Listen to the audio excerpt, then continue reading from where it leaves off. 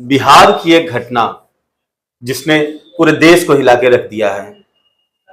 भरत भूषण तिवारी। भरत भूषण तिवारी वह नाम जो आज की समय में चर्चा का केंद्र बना हुआ है। भोजपुर थाना क्षेत्र के भोजपुर जिले के थाना शाहपुर का निवासी जमुनिया गांव है, वहां का निवासी भरत भूषण तिवारी, जिसको पुलिस एनकाउंटर में मार दिया गया। मेरे साथ ब्राह्मण एकता परिषद के राष्ट्रीय अध्यक्ष पंकज शुक्ला जी बैठे हुए हैं। उसी पे विषय पे चर्चा करेंगे कि भरत भूषण तिवारी की क्या ऐसी गलती थी या क्या उसने ऐसा कार्य कर दिया जिसको एनकाउंटर में मार दिया गया, जबकि उसके तमाम वीडियो वायरल हो रहे हैं कि जिस जमुनिया गांव की लड़ाई वो लड़ रहा था, उस जमुनिया गांव के निवासी उसको भगवान मानते थे, उसको अपना मसीहा मानते थे। जमुनिया गांव जो कि बाढ़ में बह गया था, पूरे गांव के कई मकान बह गए थे, लोग बाढ़ पीड़ित थे। उस बाढ़ पीड़ित गांव के लिए वो कई ऐसे काम के लिए वहां के लोकल नेताओं से लेकर अधिकारियों तक उसने कई चक्कर लगाए, कई ज्ञापन दिए थे। एक भी मुकदमा उसके ऊपर नहीं था। ये जानकारी सोशल मीडिया के जरिए ही मिली, बावजूद उसको पुलिस एनकाउंटर में मार दिया गया। हमारे साथ ब्राह्मण एकता परिषद के राष्ट्रीय अध्यक्ष पंकज शुक्ला जी हैं। पंकज शुक्ला जी ही बताएंगे उसके बारे में कि क्या कुछ इस केस के बारे में कहना चाहेंगे।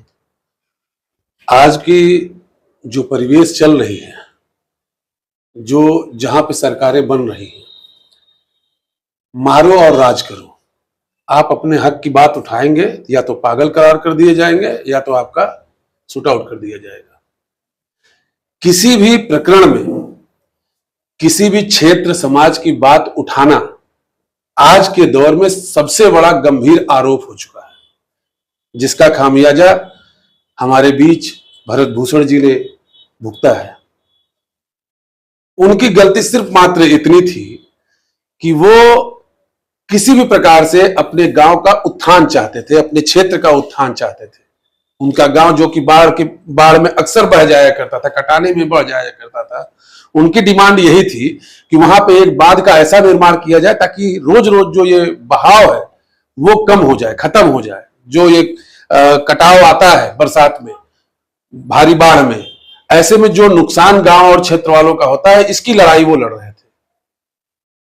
एक वीडियो उनका एक वायरल हो रहा है जिसमें वो कहते हुए दिखाई दे रहे हैं कि एसडीएम को लगातार उन्होंने फोन से वार्तालाप किया, लेकिन वो मिट्टी जहां पर वो घर बनाने के लिए जमुनिया गांव के लोग घर बनाना चाहते थे, वो निचले मतलब उस पे तह पे था, और वहां जब तक मिट्टी न पड़ती तो वो फिर से एक बार बाढ़ की चपेट में आ सकता था, जिसके लिए कई बार उन्होंने मिट्टी डालने के लिए वहां पर फोन लगाया, एसडीएम से वहां बातचीत की, लेकिन वो काम उनका नहीं हुआ। उससे वो काफी आहत थे। यहां तक एक वीडियो और दिखाई दे रहा है उसमें जो वायरल हो रहा है कि जो पुलिस आई है उनको घेरे हुए है और पिस्टल हाथ में लिए हुए हैं। आखिर उनको पिस्टल क्यों उठाना पड़ा? ये तो विषय प्रशासन को समझना चाहिए कि कोई जिसके नाम से एक एनसीआर तक दर्ज ना हो और उसकी ऐसी क्या स्थिति, क्या मजबूरी ऐसी बनी कि उसको पिस्टल उठाना पड़ा। पहले जैसे अंग्रेज के समय में आजादी के लिए लोग लड़ते थे तो पिस्टल हथियार उठाना पड़ता था, वही काम आज भाजपा शासित बिहार में, इसमें राजनीतिक पार्टियों से जोड़ने से मुझे कोई गुरेज नहीं। उसका कारण है कि ये हर जगह देखा जा रहा है कि कोई भी यदि अगर अपना आवाज उठाएगा, प्रशासन जहां पे शासन सत्ता के खिलाफ होगा, और सबसे बड़ी बात है कि हर जगह अब प्रशासन ही राज कर रही है, ना कि सरकारें राज कर रही है, जिसका खामियाजा हर आए दिन भुगतने को मिल रहा है।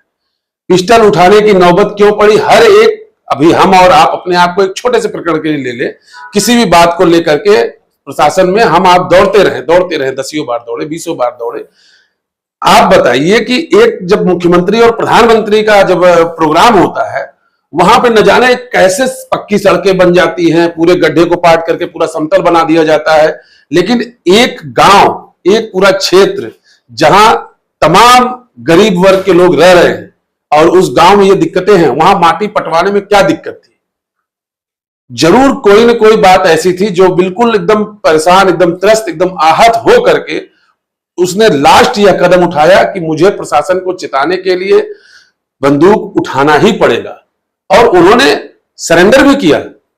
ये पहली बार देखा गया है कि सरेंडर लाइव आकर के अगला सरेंडर कर रहा है, उसके बाद उसका एनकाउंटर कर रहा है, जिसके नाम पे कोई एफआईआर तक नहीं।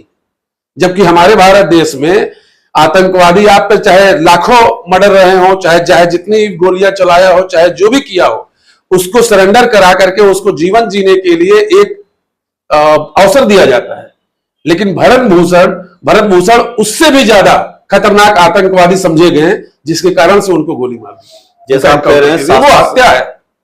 साफ साफ दिखाई दे रहा है। जो वीडियो वायरल हो रहा है कि उसमें फेसबुक लाइव करते हुए दिखाई दे रहा है भरत, और उसमें अपनी पिस्टल फेंक देता है और ये कहते हुए नजर आता है कि अब मैं विश्वास करता हूं पुलिस पर कि पुलिस मेरी बात को समझेगी और पुलिस उस बात को शासन तक हमारी पहुंचाएगी। इसी उसमें उनका पूरी तरीके से उन पे विश्वास नहीं था। इसीलिए उसी वीडियो में उन्होंने साफ बोला है कि अगर मेरे साथ ये गलत नहीं किए तो जी मेरी उन्होंने मंशा भी बताई, उन्होंने अपने शर्त भी बताया कि क्यों हमने ये चीज किया है। उनकी बहुत छड़ी चीजें थी, थोड़ी सी मांगे थी कि हमारा गांव जो प्रशासन शासन जो सरकार द्वारा जितनी भी सुविधाएं दी जाती है वो हमारे गांव को मिले, हमारे क्षेत्र को मिले। इस तरीके की डिमांड करना कहां का गलत है? अगर ये अपराध की श्रेणी में आता है तो ऐसे हम जैसे तमाम नौजवान इस तरीके से हथियार उठाने के लिए मजबूर हैं, अपराध करने के लिए मजबूर हैं।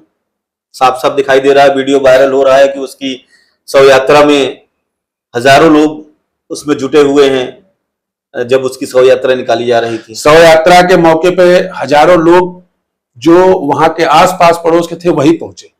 लेकिन आप यह समझिए कि उन हजारों की छोड़िए, यहां लाखों करोड़ों लोग आज भरत भूषण के साथ खड़े हैं और जगह जगह पे उनके लिए श्रद्धांजलि अर्पित कर रहे हैं। आज हम सब भी शाम को बीआरपी जो हनुमान मंदिर है वहां से कैंडल मार्च करने का, श्रद्धांजलि अर्पित करने के लिए जिस तक निकलेंगे, आज शाम को ही प्रोग्राम किया गया है।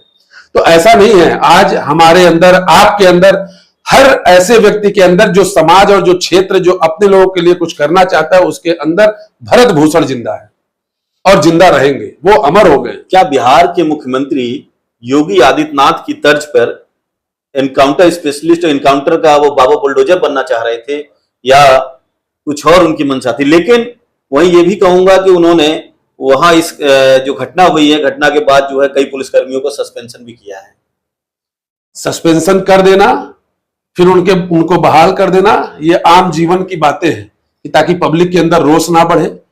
आपकी इतनी बड़ी फोर्स एक ऐसे व्यक्ति के पास गई है इनकाउंटर के लिए, आपको सूचना नहीं है, या आपके उच्च अधिकारियों को सूचना नहीं है, या आपके एसपी या डीजी तक को सूचना नहीं है। ऐसी घटनाएं घटी ही क्यों? जब वो सरेंडर कर चुका था तो फिर उसको बंदी बना करके आपको जो कानूनी प्रक्रिया करनी थी, कानूनी प्रक्रिया करनी चाहिए। प्रशासन को इतनी भी छूट न देनी चाहिए कि वो खुद को आका समझने लगे।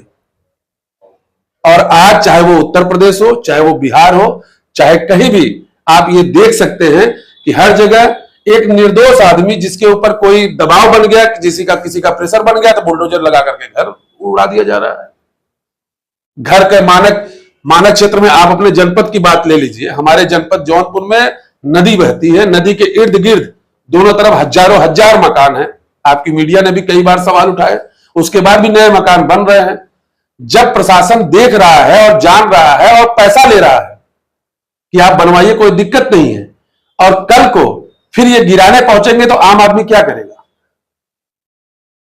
अगर इसके लिए कोई आवाज उठाए तो उसका घर गिरा दिया जाएगा, उसके गुनाह देखे जाएंगे, उसके लीगल और अनलीगल काम देखे जाएंगे और फिर उसको इनकाउंटर कर दिया जाएगा। सबसे बड़ी कमी हमारी और आपकी है। हम आप सारे तमाशा देखते हैं, मैं अपने आप को भी इससे अलग नहीं करना चाहूंगा। हम सब तमाशा देखते हैं, कैंडल मार्च निकालेंगे, संवेदनाएं व्यक्त करेंगे, लेकिन उस भ्रष्ट सिस्टम के खिलाफ आवाज उठा करके सड़क पर जब तक नहीं उतरेंगे तब तक कुछ नहीं बंद होने वाला है। और अगर ये भी मान के चलिए कि हम उस भ्रष्ट सिस्टम के खिलाफ अगर सड़क पे उतरें तो वही भ्रष्ट सिस्टम हमको और आपको खत्म करने का काम करेगा, पागल बनाने का काम करेगा, जैसा कि भरत भूषण के साथ हो रहा था।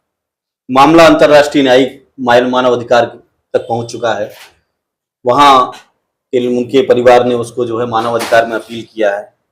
क्या लगता है कि अब तो खैर उनकी जान चली ही गई, लेकिन जो दोषी हैं क्या उनको दोषी हैं उनके ऊपर हत्या का मुकदमा होना चाहिए। ये हत्या है, प्रशासन की आड़ में एनकाउंटर का नाम दे करके इसको खत्म नहीं, यूं ही खत्म नहीं करना चाहिए। हत्या का सजा जो होता है उन अधिकारियों पे चलना चाहिए जो वहां पर गए। किसी एक या दो का कारण नहीं रहा वहां, हम आप देख रहे हैं वीडियो में पूरी फौज खड़ी है और वो हर एक व्यक्ति जो वहां पे उसके एनकाउंटर पे मौजूद था, हर एक व्यक्ति हत्या का दोषी है। तो आप थे ब्राह्मण एकता परिषद के राष्ट्रीय अध्यक्ष पंकज शुक्ला जी। इनका साफ तौर पे कहना है कि हत्या का मुकदमा दर्ज होना चाहिए। भरत भूषण तिवारी के जितने भी आरोपी हैं, जितने लोग वहां एनकाउंटर में दिखाई दे रहे हैं, सब के ऊपर हत्या का मुकदमा दर्ज होना चाहिए। उनके खिलाफ कड़ी से कड़ी कार्रवाई होनी